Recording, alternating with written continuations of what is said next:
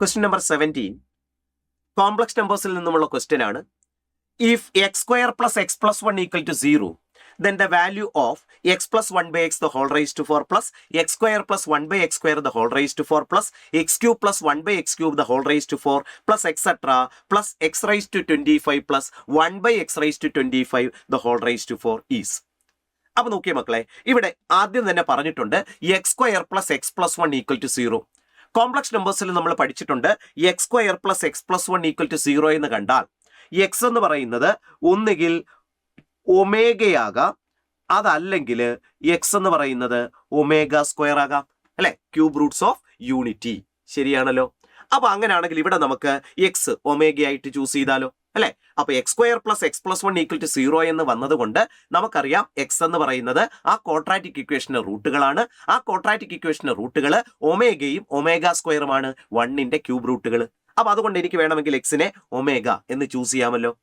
ഇനി അവിടെ തന്നിരിക്കുന്നതിലെ ഓരോ ടേമും ഒന്ന് എടുത്തു നോക്കിയ മക്കളെ.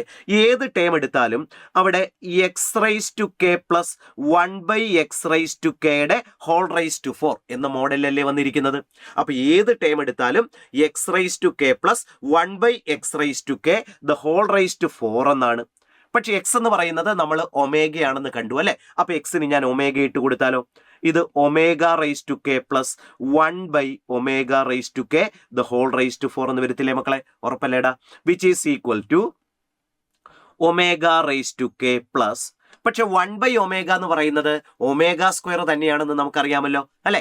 1 ബൈ ഒമേഗ ഒമേഗ സ്ക്വയർ തന്നെയാ. അപ്പൊ 1 by omega raise to k എന്നുള്ളതിനെ ഒമേഗ സ്ക്വയറിന്റെ റൈസ് ടു കെ എന്ന് എഴുതിയാലും മതിയല്ലോ. ശരിയല്ലേ മക്കളെ?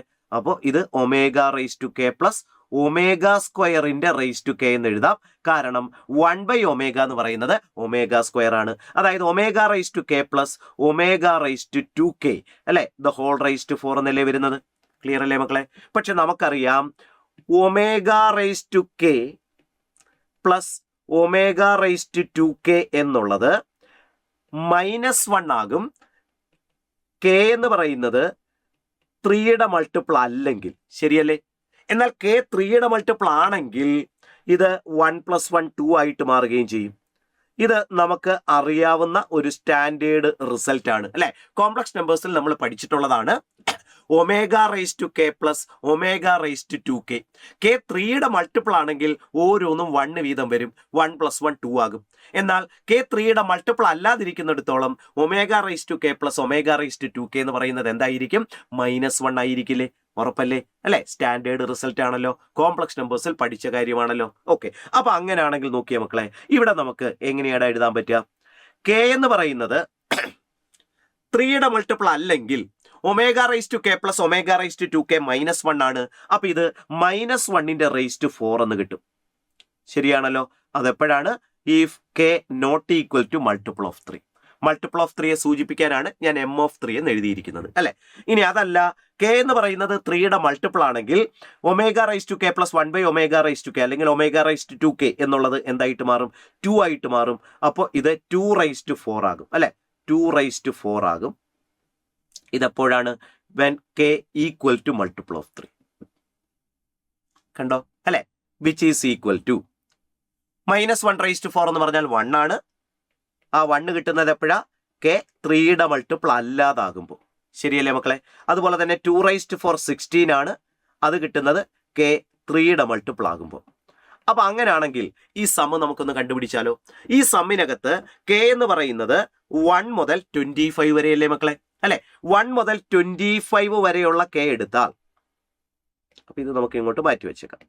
1 മുതൽ 25 വരെയുള്ള കെ ആണ് ഞാൻ എടുക്കുന്നതെങ്കിൽ അതിനകത്ത് 3യുടെ മൾട്ടിപ്പിൾസ് ആയിട്ട് വരുന്നത് ഏതൊക്കെയാ? 3 ഉണ്ട്, അല്ലെ?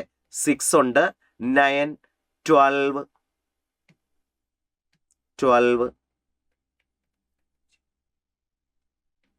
21 24. ശരിയല്ലേ? അപ്പോൾ ഈ 8 നമ്പറുകളാണ് 3യുടെ മൾട്ടിപ്പിൾസ് ആയിട്ട് നമുക്ക് കിട്ടുന്നത്. അപ്പൊ കെയുടെ വാല്യൂ 3യുടെ മൾട്ടിപ്പിൾ ആകുന്നത് ഈ 8 കേസിലല്ലേ മക്കളെ? അല്ലെ? അങ്ങനെയാണെങ്കിൽ 3യുടെ മൾട്ടിപ്പിൾ അല്ലാതെ വരുന്ന എത്ര കേസുകളുണ്ട്? ടോട്ടൽ 25 ആണ്. അപ്പൊ 25 8 മാറ്റുക 17 അല്ലേ കിട്ടുക മക്കളെ.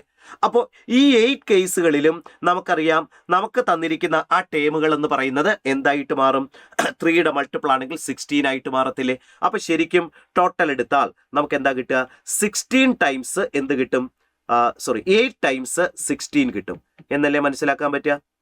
അപ്പോൾ 8 × 16 ക്ലിയർ ആണോ ഞാൻ ഈ പറയുന്നത്? അല്ലെ? അപ്പൊ നമുക്ക് 25 ടേംസ് ഉണ്ട്. ആ 25 ടേംസിൽ കെയുടെ വാല്യൂ 3യുടെ മൾട്ടിപ്പിൾ ആകുമ്പോഴൊക്കെ ആൻസർ എത്രയാ? 16 ആണെന്ന് നമുക്കിപ്പോൾ മനസ്സിലായിട്ടുണ്ട്. നോക്കിയപ്പോൾ 8 പ്രാവശ്യമാണ് കെയുടെ വാല്യൂ എന്തായിട്ട് മാറുന്നത്? 3യുടെ മൾട്ടിപ്പിൾ ആയിട്ട് മാറുന്നത്. അപ്പൊ ആ ഓരോ പ്രാവശ്യവും 16 അല്ലേ വരുന്നത്? അപ്പൊ 16 + 16 അങ്ങനെ 8 ടൈംസ് 8 × 16 അല്ലേ? ഇനി നമ്മൾ കണ്ടു.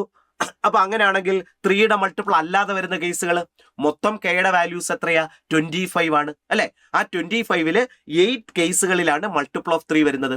അപ്പൊ ബാക്കിയുള്ള 17 കേസുകളിലല്ലേ 3യുടെ മൾട്ടിപ്പിൾ അല്ലാതെ വരുന്നത്? 3യുടെ മൾട്ടിപ്പിൾ അല്ലെങ്കിൽ 1 ആണെന്ന് നമ്മൾ കണ്ടു നമ്മുടെ ഓരോ ടേമും. ശരിയാണല്ലോ? അപ്പൊ അങ്ങനെയാണെങ്കിൽ 17 പ്രാവശ്യം ആ 1 വരും. ശരിയാണല്ലോ? അപ്പൊ 17 ടൈംസ് എത്രയാ? 1 കിട്ടും. അപ്പൊ ഇത് കാൽക്കുലേറ്റ് ചെയ്യുക. ഇത് കാൽക്കുലേറ്റ് ചെയ്താൽ നമുക്ക് 145 എന്ന് ആൻസർ കിട്ടും. ഓപ്ഷൻ 4 ആണ് 145.